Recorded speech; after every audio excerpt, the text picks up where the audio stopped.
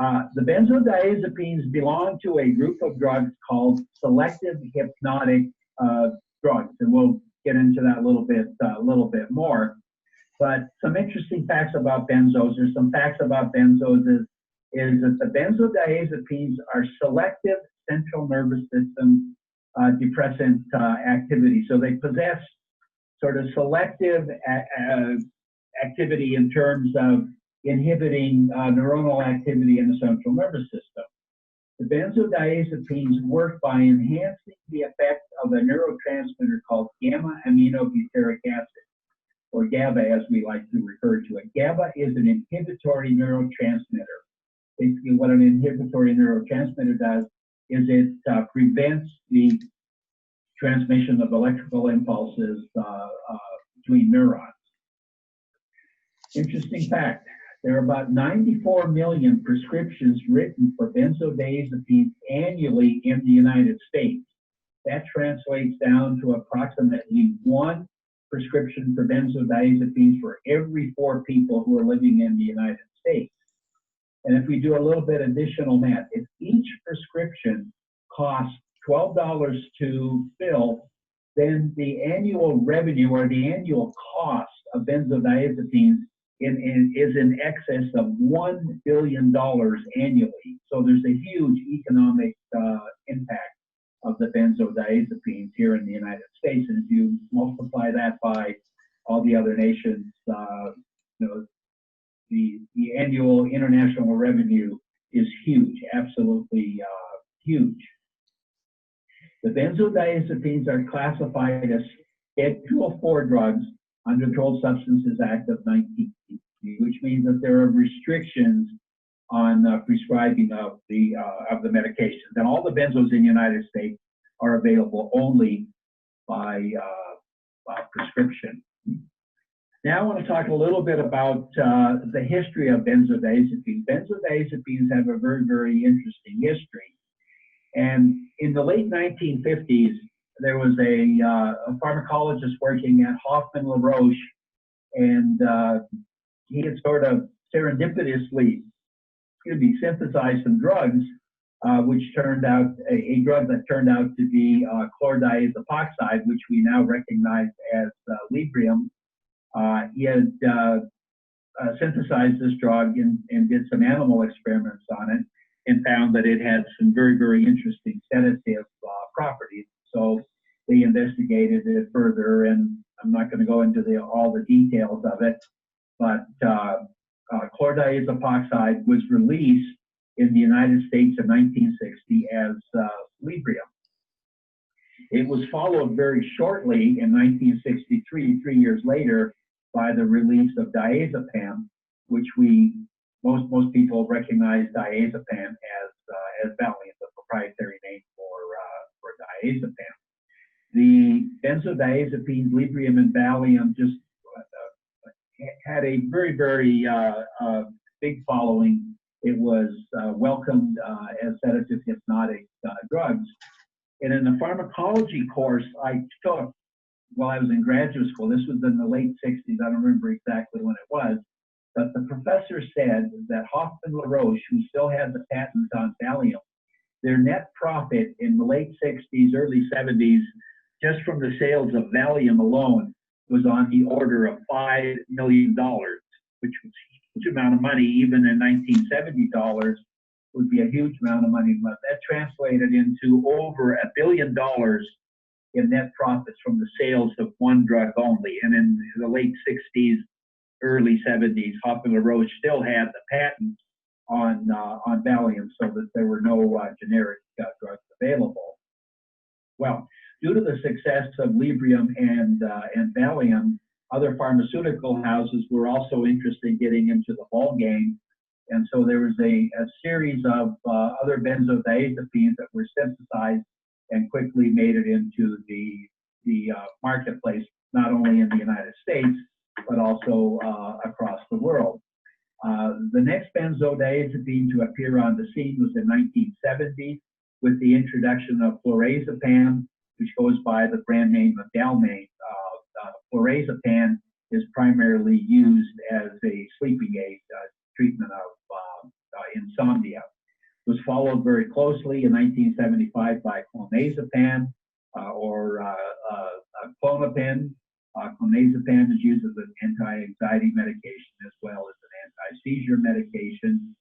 1975 also saw the introduction of flunitrazepam, which goes by the brand name of Rohypnol, which we'll talk a little bit later.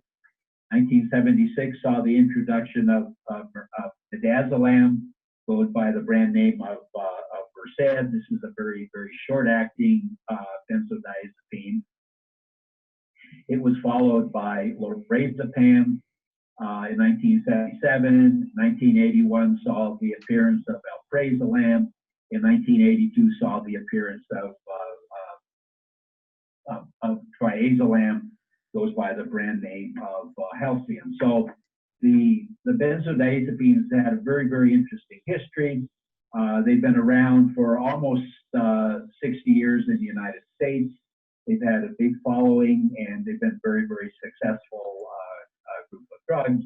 And all the pharmaceutical houses want to get in on the action because it's financially very, very rewarding. So now the benzodiazepines are not the only sedative hypnotic drugs. There's a whole series of drugs which I've got listed on the next slide, and they follow in a large number of different families. But at the top of the list is alcohol, ethanol. Ethanol is a very, very effective sedative hypnotic drug, and a lot of people unfortunately self-medicate with alcohol, and that can lead to dramatic effects in terms of tolerance, etc. It can result in all sorts of adverse events. There are a couple of antidepressants, notably doxepin and trazodone, that have sedative hypnotic properties, and they're occasionally used for that. The barbiturates. Prior to the introduction of benzodiazepines in the early 60s, the barbiturates were the primary sedative hypnotic drugs that were prescribed, and the drugs that belong to the barbiturate group are amylbarbital, secobarbital, pentobarbital, and phenobarbital. We don't see a whole lot of the benzos now. We don't see much amo, seco, or pentobarbital. We do see occasionally a little bit of phenobarbital because that is used primarily in the treatment of seizure disorders.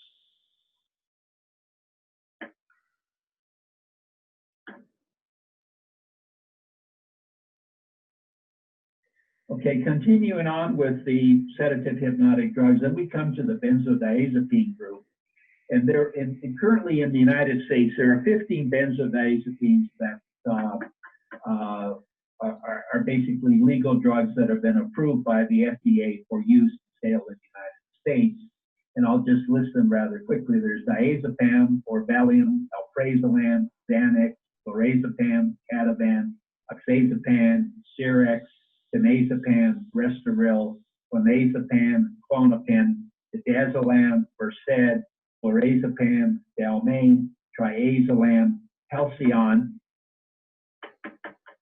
chlordiazepoxide, Librium, chloracetate, Transine. The drugs that I just listed are commonly prescribed, but there are 3 other benzodiazepines that are legal in the United States, FDA approved, but we don't see very much of them, and that is Dazzling, goes by the brand name of Prosom, Quazepam, Durel, Clobazam, goes by the brand name of Onme. I think most of us would recognize the preceding drugs, but the last 3 that I just mentioned, Prosom, Durel, and Onme, are probably not common household names. Another group of sedative hypnotic drugs are what we refer to as the Z drugs, and I think most people are familiar with at least 2 of these. These include Zolpidem, goes by the brand name of Ambien. Azopiclone goes by the brand name of Lunesta. These are advertised widely on TV.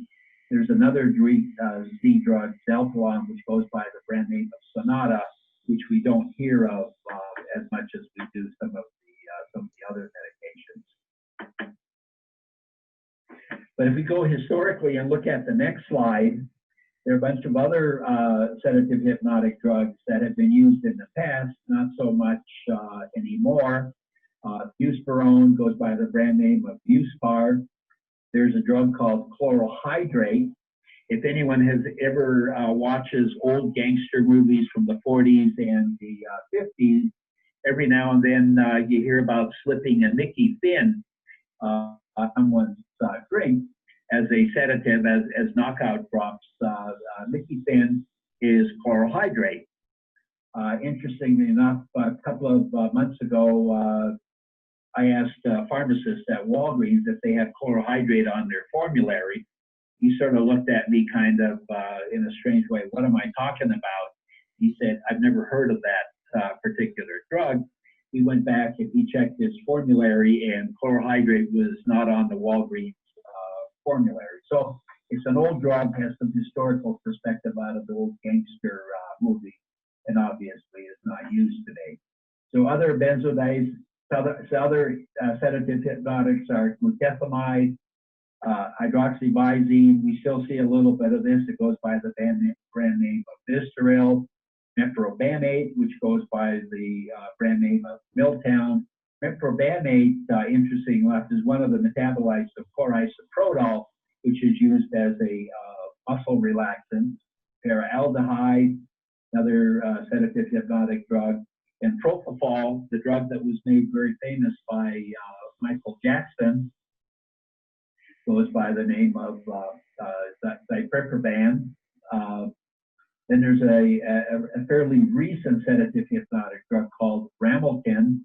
Goes by the brand name of Rosarim. And this is a melatonin receptor agonist. So it mimics the actions of melatonin, the hormone from the pineal gland, the pineal gland, and melatonin is used as a sleeping aid, and now Ramelton is a brain drug that has similar effects. Now there's another benzodiazepine. It's called flumazenil. And instead of being a benzodiazepine agonist, this is a benzodiazepine antagonist. That is, it blocks the activity of benzodiazepines. It blocks the activity of benzodiazepines. It blocks the activity of the Z drugs that I just mentioned, but it has no effect on ethanol or barbiturate. So if someone is suspected of an overdose of either benzodiazepines or Z drugs, and it also works to counteract the effects of propofol. Flumazenil can be administered to block the potential overdose effects of benzodiazepine. Flumazenil, however, is very, very short acting and may need to be dispensed repeatedly if someone has a suspected overdose of benzodiazepine. One of the reasons that the benzodiazepines are so popular is that they're generally considered a relatively safe drug. And the next slide shows a dose-response curve comparing two groups of drugs. On the x-axis is increasing dose, and on the y-axis is a different CNS type of effects. So on the y-axis, the CNS effects sedation, hypnosis, anesthesia, and coma. So there's two graphs, drug A and drug B. Drug A, dose response curve, if you keep on increasing the dose of the drug, you get increasing effects, sort of a linear effect, more drug, more effect. And drug A responses are characterized by ethanol and barbiturates. So you increase the dose, you get increasing effect. So it's relatively easy to overdose on these drugs. Now, drug B group of drugs has sort of what's known as a ceiling effect. As you increase the dose, you get from sedation to hypnosis. but it's not a linear increase. There's kind of a ceiling. So as you increase the dose, the effect does not increase in a linear fashion. So that makes these drugs considerably more safer than the group of drugs that are characterized by drug A, like ethanol and barbiturates. So the drug B group of drugs includes drugs like benzodiazepines and the C drugs, so that makes them much safer than drugs like ethanol and barbiturate.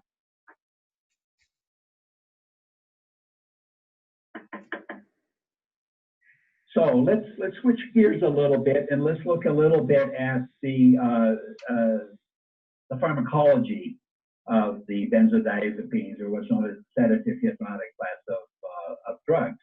As I mentioned earlier, they're predominantly very selective central nervous system depressants by enhancing the activity of gamma-aminobutyric acid, the inhibitory neurotransmitter in the brain. So when we talk about the sedative hypnotic class of drugs, we want to talk about the sedative effects of the drug. And so listed under sedative effect, there's a calming effect, an anxiolytic effect, reduces anxiety. They're used in the treatment of alcohol or opiate withdrawal, acute withdrawal of alcohol in people who are addicted to alcohol or opiates can result in intense anxiety effects. So the sedative effect of the benzodiazepines can be used to alleviate some of the withdrawal effects, and it can also be used in the treatment of acute panic attacks, especially with some of the short-acting benzodiazepines.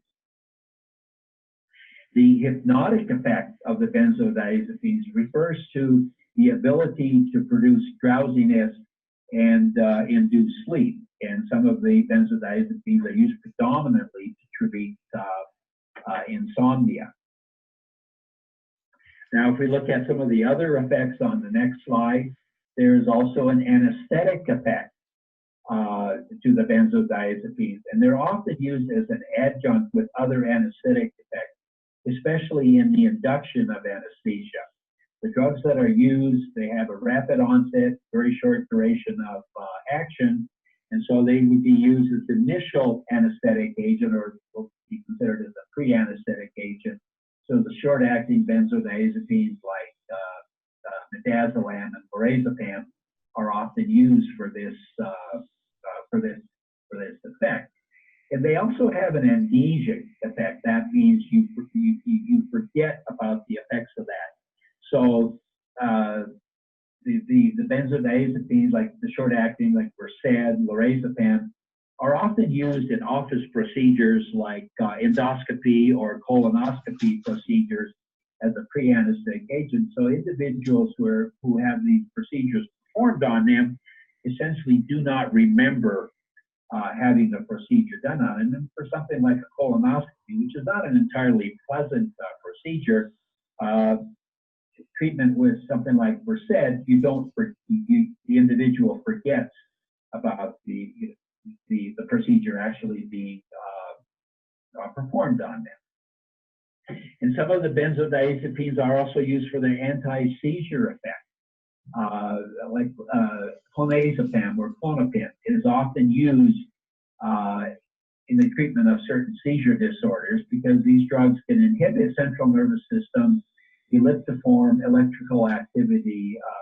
very, very selectively. Now, they're not used for all types of seizure disorders, but are used for specialized seizure disorders, which really don't want to get into. They can also be used as a muscle relaxant, because the benzodiazepines can inhibit neuromuscular nerve transmission. So people who are tense or have muscle aches, the benzos can be used for that as well. Now let's look at the next slide and look at some of the side effects or some of the adverse effects of benzodiazepines. In general, and I say in general, the benzodiazepines are generally very well tolerated by most individuals who have prescriptions for these drugs. And I think the fact that the benzodiazepines, especially Librium and Valium, having been around for 60 years, I think that's testimony to their generally well-tolerated, effective drugs. But all drugs have side effects, and usually speaking, side effects are also dose dependent and also depending upon the duration of treatment. The minor side effects of benzodiazepines, and again, I want to emphasize these are very dose dependent, include drowsiness, dizziness, nausea and vomiting. There are issues of motor coordination. There's a warning that when people are using the benzodiazepines to exercise caution if they're driving until you know the effect of the drug on your motor coordination. And the other minor side effect is anterograde amnesia. That is, the individual patient or the individual using the drug does not remember the events that have occurred shortly after taking the drug, and this can unfortunately be used for nefarious purposes, as we'll discuss a little bit later. Now, there are some other adverse effects from long-term use of the benzodiazepines, and this is tolerance. People become tolerant to the effects of the benzodiazepines, so this requires larger doses to get the desired drug effect. This was not initially noticed at the time that these drugs were undergoing clinical trials, because clinical trials generally last a very short time. So the tolerance effects were noted with people who had been using some of the benzodiazepines chronically. And what I mean by chronically is for years and years. So this can result in both physical and psychological dependence upon these drugs. And by withdrawing the benzodiazepines, withdrawal symptoms occur. There is increased anxiety. If the benzos are used for anxiety, rapid withdrawal of these agents can cause an increased anxiety, which is much worse than the condition that they were initially treated for. Insomnia can occur, withdrawing the agents, in certain cases, convulsions, and severe hallucinations can also occur. Now, the tolerance effect usually occurs with chronic use, and basically what I mean by chronic use is there are individuals who have used benzodiazepines for many, many years. Now, there are also some major adverse effects that can result from long-term use. And again, these are very, very dose dependent. They include side effects like lethargy, exhaustion, mental confusion. This often occurs in elderly patients who've been on benzodiazepines for a very, very sustained period of time. So elderly patients are especially susceptible to some of the major side effects of the benzodiazepines, although generally speaking, they're fairly well tolerated. Now, with benzodiazepines, as well as with a lot of other drugs, drug interaction can occur. And what I mean by drug interaction, if you take one drug that has certain effects, you add another drug with certain effects, the use of multiple drugs, 1 + 1 doesn't necessarily equal 2, but rather 1 + 1 can result in 3. And so there's an additive effect of using multiple drugs. And the primary drug interaction with the benzodiazepine involves the use of other central nervous system depressants at the same time with benzodiazepine. And I'll use two examples: ethanol or alcohol. Alcohol and benzodiazepines do not mix very well. Benzodiazepines and opiates do not mix very well either. And I could go on and on. I mean, list other drug, but basically mixing more than one central nervous system depressant is not a very good idea. Although I mentioned that the next slide, although I mentioned that the benzodiazepines are usually generally well tolerated by most people, very, very serious adverse effects can occur, as shown on this on the next slide. And this depicts the number of deaths from use of benzodiazepines. And basically, this is a bar graph showing the number of deaths from benzodiazepines from 2002 to about 2015, the last year that I was able to get really, really good data on it. What's very unfortunate about this graph is that the number of deaths resulting from benzodiazepines has been steadily increasing for the last 14, 15 years at an alarming rate. Now, the number of deaths from benzodiazepines is a direct correlation with the number of prescriptions that have been written for benzodiazepines. With increased use of benzodiazepines, it's not surprising that unfortunately there is also a concomitant increase in the number of deaths that are result from benzodiazepines. And the graph sort of breaks it down to males versus females. Males are much more likely to die from a overdose of benzodiazepines than women. The next slide shows the involvement of opioids and mixing basically opioids with benzodiazepines and looking at the incidence of very serious adverse effects when opioids are used in conjunction with benzodiazepines. And again, this is data from 2002 until 2015. And most surprising thing, or the most significant thing in this graph, is that there's been a very, very large increase in benzodiazepine overdoses when used in conjunction with opioids. And again, the bar graph generally correlates with the increase in benzodiazepine prescriptions that have been written over the years. If you look at the dark blue line on the graph, this is overdose effects with benzodiazepines without opioids. But when you add opioids and benzodiazepines, this is what I mean by the 1 + 1 doesn't equal 2. 1 + 1 = 3 in this case. So by adding opioids along with benzodiazepines, there's a huge increase in serious adverse side effects resulting from use of benzodiazepines in conjunction with opioids. I'm sure similar graphs are available if you combine benzodiazepines with alcohol. And again, polypharmacy is very, very difficult to predict the type of involvement that any patient is going to have when they combine multiple drugs. But in general, benzodiazepines used by themselves are generally fairly well tolerated and, relatively speaking, are generally very, very safe. At this point, I'd like to shift gears a little bit.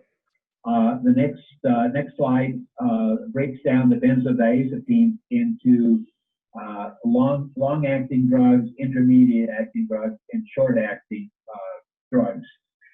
This slide that's up on the board now, on the monitor now, this slide is, this is available as a handout from the Cordant Health Solutions website. You can print this up and use it however you like. A lot of people find it very, very useful. The benzodiazepines are broken down into long-acting, intermediate-acting, and short-acting drugs. And I'll elaborate on this a little bit more. The long-acting drugs are diazepam or Valium, chlordiazepoxide or chlorazepate, and flurazepam is also a long-acting drug. Long-acting in the sense that its primary metabolite can stay in the human body for an extended period of time. The intermediate-acting benzodiazepines are drugs like clonazepam, alprazolam, lorazepam, tenazepam, and oxazepam, and with their corresponding metabolites. Short-acting drugs are midazolam or Versed. This is commonly used in outpatient procedures, also as a pre-anesthetic agent. Triazolam halcyon is used primarily as a sleep aid. And as I mentioned earlier, this handout is available on the Cordant Health Solutions website. The next slide, I want to go through the legal benzodiazepines that are available in the United States. And the first slide shows diazepam as Valium.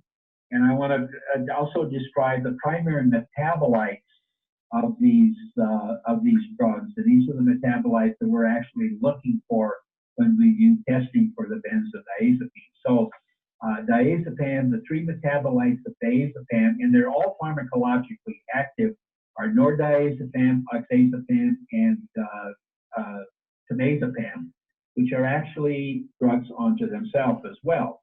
So oxazepam, which goes by the brand name of Xerox, its only metabolite, actually what we're looking for is the parent drug. Tenazepam, Restoril, we look for both tenazepam, which is converted into oxazepam, and I'll talk about that a little bit later. All three of these drugs, diazepam, oxazepam, and tenazepam, in addition to the brand name, proprietary names, Valium, Xerox, and Restoril, are all available as generic drugs. Continuing on with legal benzos in the United States, chlordiazepoxide or Librium is rapidly metabolized into nordiazepam and oxazepam. Chlorazepate, which is known as the brand name Transine, is metabolized into nordiazepam and oxazepam, which are the pharmacologically active components of chlorazepate. Next on the list is alprazolam. Xanax is metabolized to alpha-hydroxyalprazolam. Xanax, by the way, is one of the 10 most prescribed drugs in the United States. So it's one of the very, very popular drugs. Lorazepam, which is sold as Ativan in addition to the generic form. For lorazepam, we actually look for the parent drug, lorazepam. Triazolam or halcyon, we look for the metabolite alpha-hydroxy triazolam. The Dazzling, which is sold as Versed, we look for the alpha-hydroxy metabolite lorazepam or Dalmane. We look for the 2-hydroxy-lorazepam. Clonazepam or clonopin, we look for the 7-amino-clonazepam metabolite. The other three legal benzodiazepines, which are shown on the next slide, are Dazzling or Prosom, Clozapam, Durel, Clobazam, or Onti. We do not measure for these. We do not have tests available for any of these three particular drugs because in the scheme of things, they're not very commonly prescribed in the United States. So we see no reason to test for them, but they are available.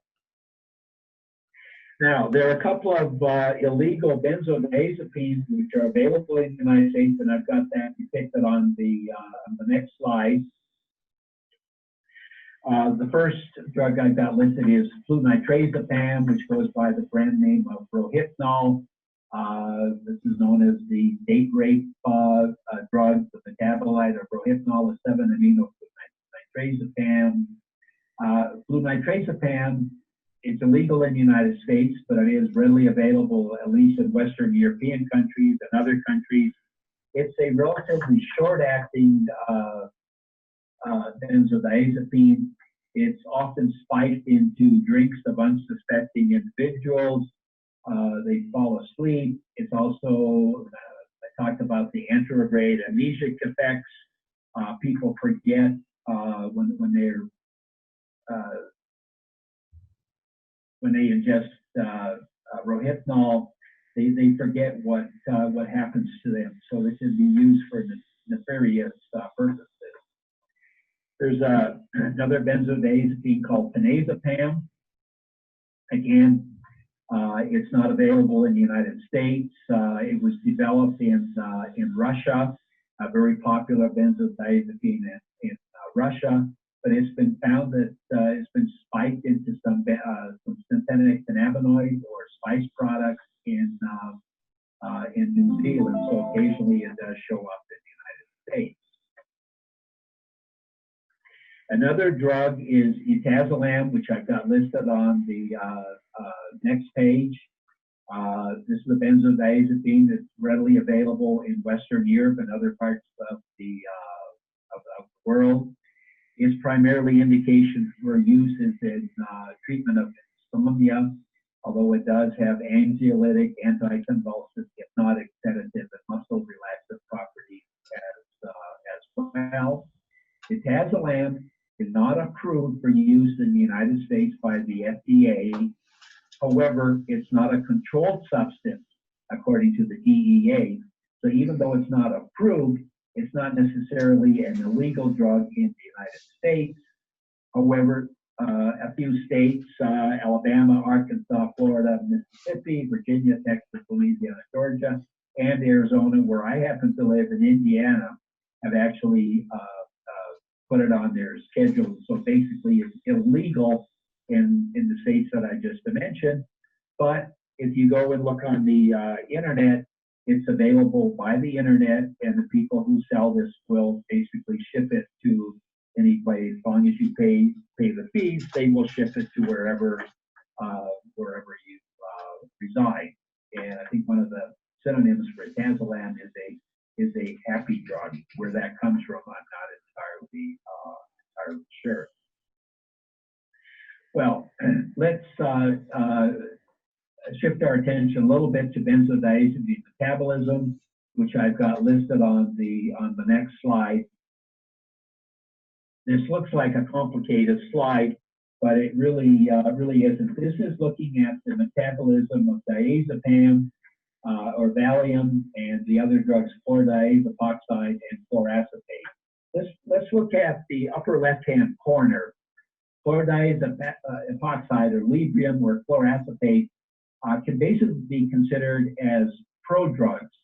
That means that when they're taken orally, they're rapidly converted into nordiazepam, which is a pharmacologically active compound, and the nordiazepam is rapidly converted into oxazepam. So someone using either Librium or Transine, we would expect to see nordiazepam and or oxazepam in a urine sample or in an oral fluid sample if they take in this particular drug. Now let's put our attention over into the upper right-hand part of the slide and look at diazepam, which is Valium. Diazepam can be metabolized by a couple of different routes. One route is through known as N-dealkylation, and so the diazepam, it can be rapidly metabolized into nordiazepam, which is, as I mentioned again, does have pharmacologic activity, and the nordiazepam can then be further metabolized into oxazepam. Now there's another metabolic route for diazepam, and that is through a process known as 3-hydroxylation. So the diazepam can be rapidly converted into temazepam, which, as I mentioned earlier, is pharmacologically active and is a drug by itself, which is then rapidly can be converted into oxazepam. So someone who's using diazepam, if we were to do a urine test, we could find the metabolites, nordiazepam, temazepam, and oxazepam in their urine sample. Oxazepam is the last metabolite of diazepam to disappear. And so it can stick around for quite a while. We'll talk about that a little bit a little bit later. So by looking at this benzodiazepine metabolism chart, it's possible to understand understand the origin of the drug when you look at the metabolites that are found in either oral fluid or urine specimens. Now, let's turn our attention to testing for diazepams. We can do laboratory testing for diazepams. There are point-of-care cups, either dips or point-of-care testing for benzodiazepines that have dips and cups. They come in numerous configurations. They're broadly used. The only caution I have about the point-of-care devices, whether you use a dip or a cup, is that they're very, very susceptible to both false positives as well as false negatives. So a presumptive positive on a point-of-care device should always be confirmed by a confirmatory test. For laboratory screening, this is testing that's performed in the laboratory, like Cordant. We use enzyme immunoassays to test for the benzodiazepines, the EIA method, and these are run on large automated clinical chemistry analyzers. Then finally, there's confirmatory testing, and there's two techniques that are used in confirmatory testing: liquid chromatography, tandem mass spectrometry, which is a technology that we use in all of the Cordant family of drugs, and some other laboratories will use gas chromatography, mass spectrometry. Both are acceptable confirmatory methods. Now, the next slide shows the cross-reactivity of the benzodiazepine on the initial screening tests, which were performed by enzyme immunoassay. The test that we use here at the Cordant Forensic Solutions at Flagstaff, we calibrate our screening assay with fluormetazepam. And we have two cutoffs that are used, 200 nanograms and 300 nanograms cutoff. So what I've got shown here is the equivalent amounts of the various benzo, either parent drug or metabolite, that it takes to get the same response as fluormetazepam at either 200 or 300 nanogram cutoffs. 200 and 300 nanograms are standard screening cutoffs that are used in the screening test for benzodiazepine. And as you can see, most of the common benzo, like alprazolam, diazepam, nordiazepam, mirtazepam, clonazepam, dazzling, triazolam, and the metabolite fluorazepam cross-react very, very favorably in the screening assays, which means that they're very readily picked up. For instance, with that alprazolam, it only takes 79 nanograms of alprazolam to get the same response as 300 nanograms as our cutoff calibrator fluormetazepam. So all of these drugs have requires less than 300 nanograms to get the same response as the calibrator at 300 nanograms. So they're very, very good at picking up this group of drugs. Now, if we look at three other drugs, lorazepam, it takes approximately 890 nanograms of lorazepam to get the same response as 300 nanograms as our calibrator. So what this means is that lorazepam is not readily picked up in the screening assay unless it's in relatively high concentration. Now let's look at 7-aminoclonazepam, which is the primary metabolite of clonazepam that's found in urine samples. It takes 8,600 nanograms of 7-aminoclonazepam to get the same response on the screening assay that we would get with fluormetazepam at 300 nanograms per mil. So what this means is that the screening assay is not particularly effective at picking up clonazepam. So if someone is using Klonopin or clonazepam, it's highly, highly unlikely that we're going to get a positive benzodiazepine screen with clonazepam. So if you're monitoring someone for compliance with clonazepam, unfortunately, the screening assays are not very effective at that. You would actually have to use confirmatory methods to monitor that. In the same vein, the 7-aminofluornitrazepam, which is the primary metabolite of prohypnol, is also not picked up very well with the screening assays. And for the Z drugs like zolpidem or Andiam, the benzodiazepine screen is virtually useless at picking up any of these drugs, because you need an excess of 100,000 nanograms of zolpidem to get the same response that you would get with 300 nanograms of the calibrator. So the screening assay is not not effective at picking up zolpidem. So basically, the only thing I want you to get from this slide is the fact that clonazepam, the primary metabolite of clonazepam, 7-aminoclonazepam, is not detected very readily. For all practical purposes, I should just say that 7-aminoclonazepam cannot be picked up by the benzodiazepine screen. So again, if you want to monitor compliance with clonazepam, you're going to have to look at a confirmatory test. Now, again, regarding screening tests for benzodiazepines, there are 3 drugs that are fairly well known to result in false positive screening results for the benzodiazepine. And the 3 drugs are sertraline, which is an antidepressant sold under the brand name of Zoloft.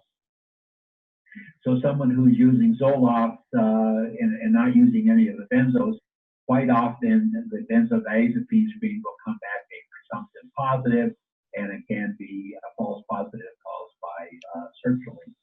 Diphenhydramine, which is an antihistamine, better known under the brand name Benadryl, in very, very high concentration. Diphenhydramine is also known to result in false positive results for benzodiazepine. And finally, there's a non-steroidal anti-inflammatory, generic name is oxyprozin, goes by the brand name of Dapro. This is not very commonly prescribed, but this drug can also result in a false positive screening assay for the benzodiazepines.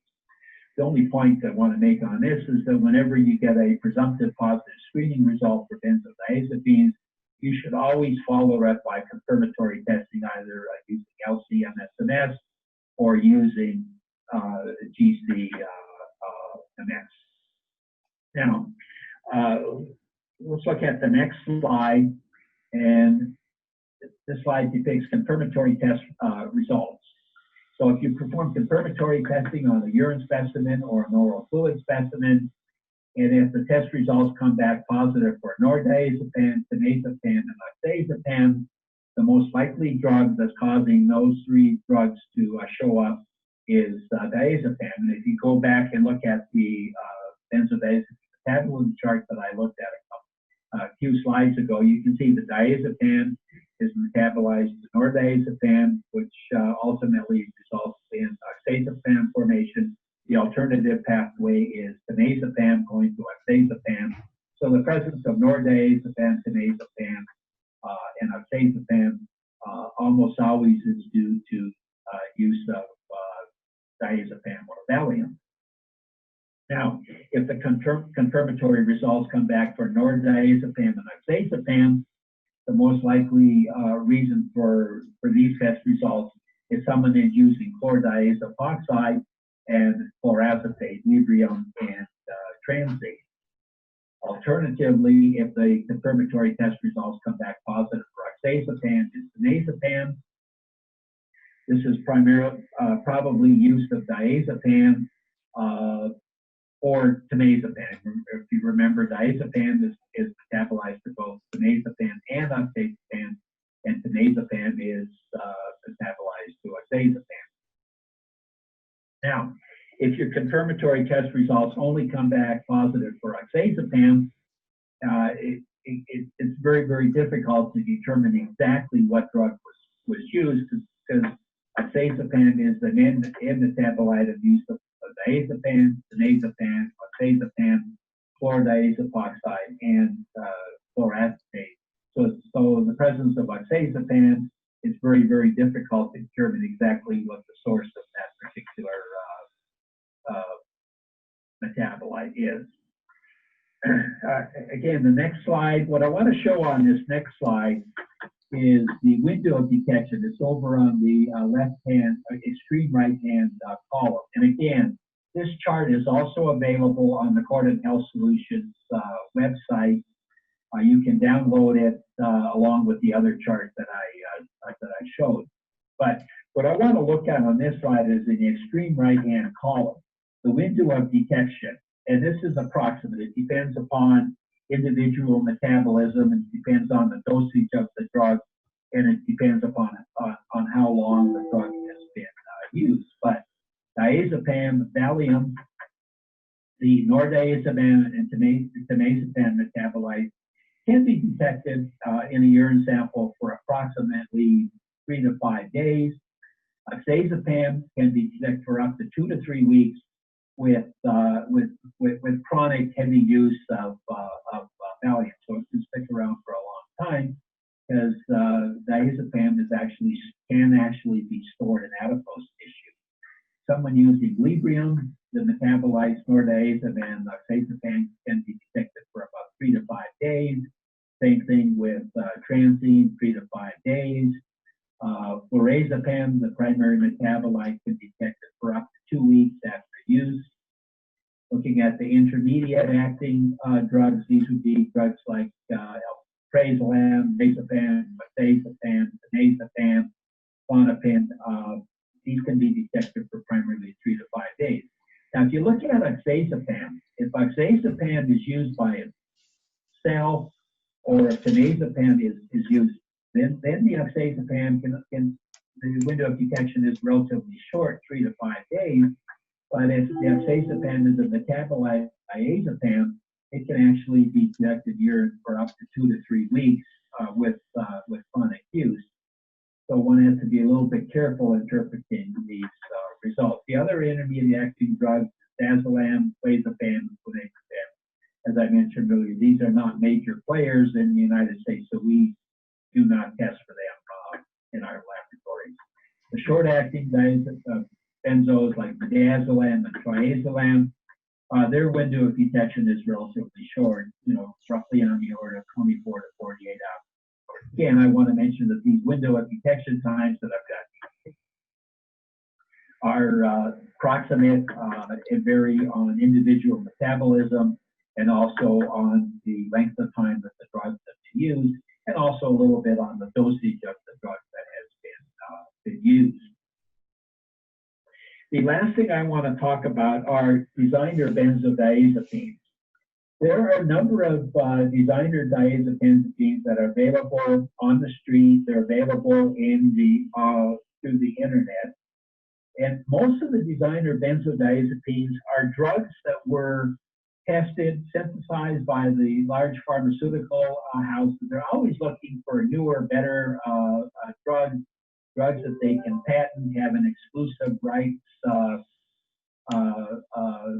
to them. And so a lot of the designer drugs originated as legitimate pharmaceutical drugs manufactured by or synthesized by the big pharmaceutical houses. But these are drugs that never made it past animal testing because of adverse side effects or toxicity or something like that. So they never even made it into clinical trials, but the formulas and how these drugs could be synthesized have been published, so they're out in the scientific literature. And so enterprising chemists who operate illicit drugs have picked up on these, synthesized them, and they're available on the street and also over the internet. The problem with the designer benzodiazepines is many of them cross-react in our screening tests for benzos. Unfortunately, confirmatory tests for most of these drugs are not yet available. So that presents some problems in testing for these compounds. Well, why would people use designer benzos? And look at the next slide. Why use designer benzos when there are very safe alternative benzos in terms of the legitimate benzos that are available? Well, one reason to use designer benzos is to avoid detection. I mentioned that these drugs are very, very difficult to confirm for these drugs because we don't have those tests available. So someone might use a designer benzo to avoid detection, especially if they're prohibited from using benzodiazepines. Many of the treatment programs for opioid addiction prohibit their patients from concomitant use of benzodiazepines. So often they'll use some of the designer benzos to avoid detection. Another reason for using designer benzos is illicit drugs are not available then for whatever reason. Although many of the legal benzos are available on the street, there's the ready availability of these drugs out on the street. Other reason for wanting to use designer benzos is you want to enhance the effects of the illicit drugs. Quite often people are using more than one benzo to try to get an enhanced effect. And finally, there's always a subgroup of people like they're always looking for an enhanced effect of the drugs, whether they're designer benzos or designer other drugs. Are always looking for something for a better psychoactive effect, and they think that they might be able to get them from some of the designer benzos. How prevalent the use of designer benzos in the United States might be, I do not know. It's unfortunately that kind of data is not available. But my prediction is, as we move forward, we're going to hear more and more about the designer benzos, and we will be. And as soon as we are able to come up with methods to detect the benzodiazepines, we'll have a much better idea of how prevalent their use is in the United States.